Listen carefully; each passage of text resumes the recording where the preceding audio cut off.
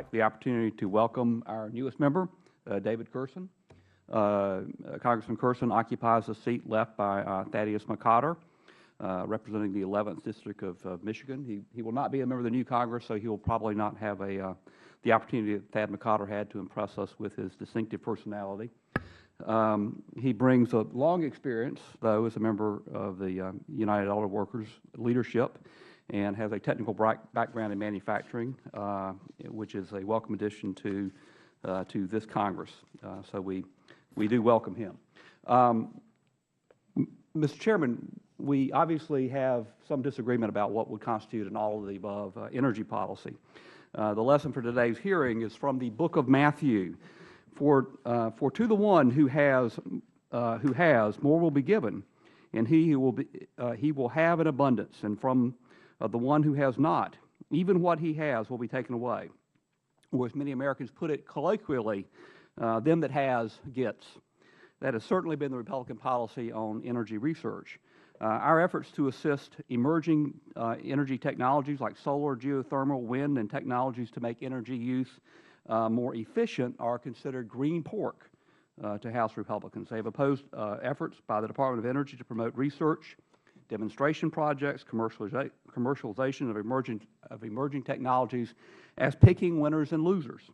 The Republicans' views and estimates for fiscal year 2012 gave deeply principled reasons for opposition to government investment in emerging energy technologies.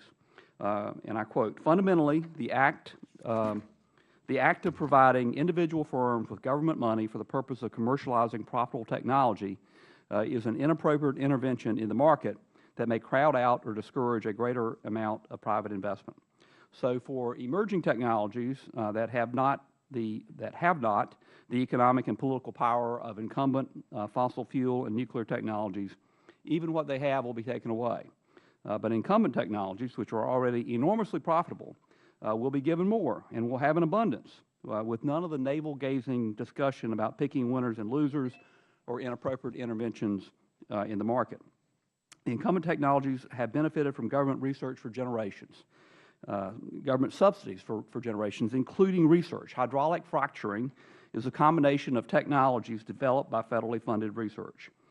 We will obviously continue to depend on fossil fuel technologies for most of our energy well into the future. Many Democrats, including me, have supported government funding for fossil fuels research and will likely support this legislation as well.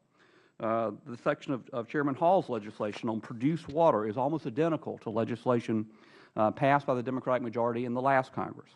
The industries and, yes, the specific individual firms that will benefit most directly from this legislation already have far more public and private investment in applied research and commercialization of technologies than do firms developing alternative energy technologies, some of which may dramatically alter our energy future and some of which may never be commercially viable.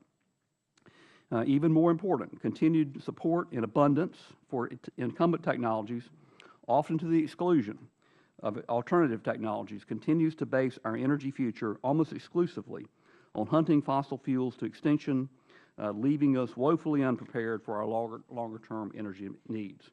Mr. Chairman, I suspect that most Democrats will support this legislation if it comes to a vote.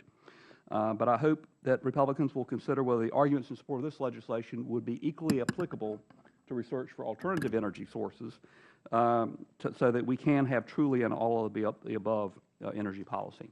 I yield back the balance of my time.